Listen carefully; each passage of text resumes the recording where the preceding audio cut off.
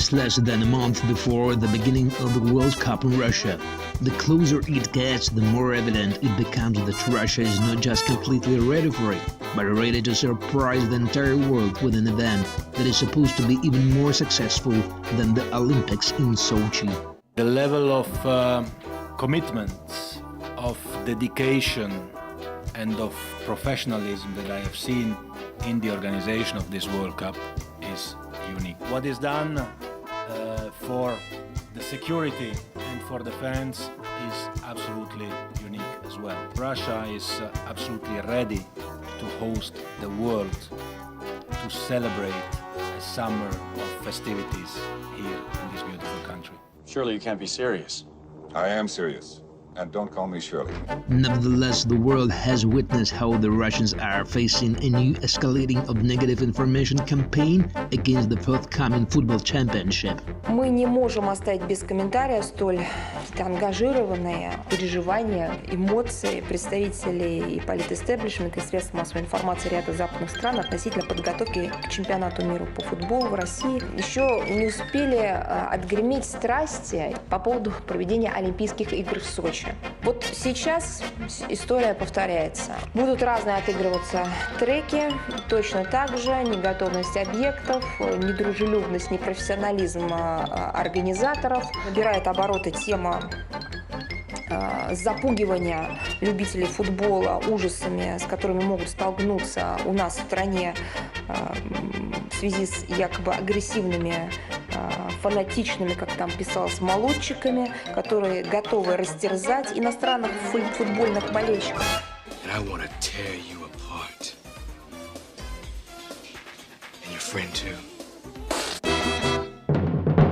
The Russians have repeatedly warned that the Western politicians and mass media will conduct a full-scale mega-campaign to discredit Russia as the host country. As expected, a special role is played by Great Britain, which still cannot stand the fact that the Russia beat it fair and square. Thus, the British mass media has been promptly amplifying the calls to boycott the World Cup. You're a horrifying guy. By all indications, the reason has been an alleged attempt of the Russians to take out the former double spy Skripal. Something like this should have happened just prior to the championship. It is clear that the British Secret Services has been preparing the case well in advance. Nobody fucks with the Jesus. The British authorities were promoting the idea of relocating the World Cup to England long before the Skripal case, since they claimed that the Russians won the bid through corruption. They caused an explosion. Is this true? Yes, it's true. This man has no integrity. In fact, such proposals were later expressed not only by the biased mass media, but first by the loose-tongued official London, Boris Johnson and Theresa May, not to mention parliamentaries such as Tom Tugendhat and Stephen Kinnock. Does the Prime Minister share my concern, though, that holding the World Cup in Russia this summer could be perceived as a global vindication of Mr. Putin's regime? And if so, would she be making representations to FIFA to explore the possibility of postponing the World Cup until 2019 and holding it in a more appropriate host country or countries? They were yelling their guts out to unite the largest possible number of countries to withstand the Russian barbarians and boycott the World Cup. However, it turned out that their total number was only 6. I am a god, you dull creature, and I will not be bullied by that.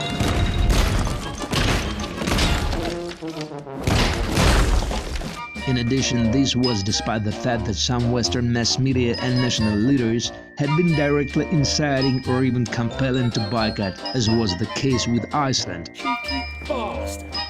By the way, the German mass media is doing the same bidding. The Bill's chief editor, Julian Reichelt, developed his propaganda on the pages of the British Daily Mail so that he drew a parallel between the World Cup 2018 and the infamous Olympics in Berlin in 1936. I think that your characterization of what is going to happen in Moscow, in the World Cup, or in all the venues, yes, I think the comparison with 1936 is certainly right. Hello? Hello?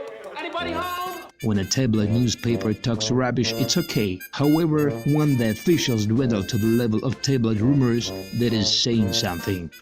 Man, you are one pathetic loser.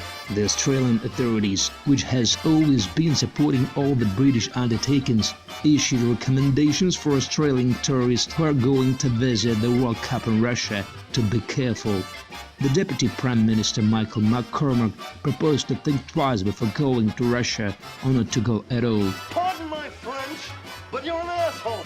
The most interesting issue is that British initiatives to boycott the World Cup find no support by the countries which are not known for love to Russia. Well, nobody's perfect.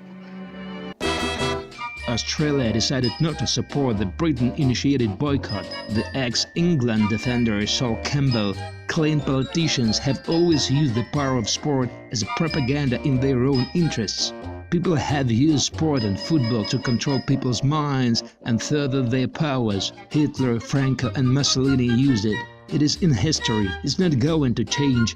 Football is a powerful thing. I've been invited by FIFA, so I'm going to go and do a bet with them. Do you understand the words that are coming out of my mouth? Vice President of the German party FDP and Bundestag Vice President Wolfgang Kubicki has commented the information on a possible boycott of the World Cup 2018. I think nothing of a boycott of the World Cup. If the British do not want to go to Russia because they have no chance in the football tournament, then please.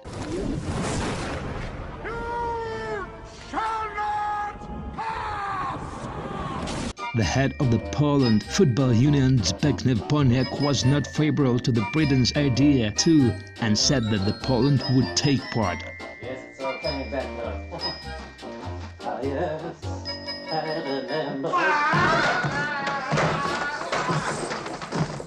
And yet, what's so scary about the World Cup in Russia for the West and Britain in particular, that they are struggling for the boycott? The answer is very simple. This is not in need of a just retaliation to the Russian barbarians for all the evil actions against the Western civilization. What are you doing? I am trying to find out where they keep their money. The thing is that when thousands of ordinary mortals from all over the world come to Russia and visit many Russian cities in the Crimea, Far East and Siberia, they will see with their own eyes a very friendly and innovative nation and country. There will be a dissonance between the rubbish they are fed by their politicians and mass media and what really Russia is. It's been emotional. They will understand what the Western propaganda about the aggressive and atrocious Russia is worth. This is death for the Western powers that be. How will they explain to the taxpayers these huge military budgets and blaming the Russians for the alleged sponsoring of terrorism? Moreover, the theory of the Russia's interference with the Western elections will fall apart.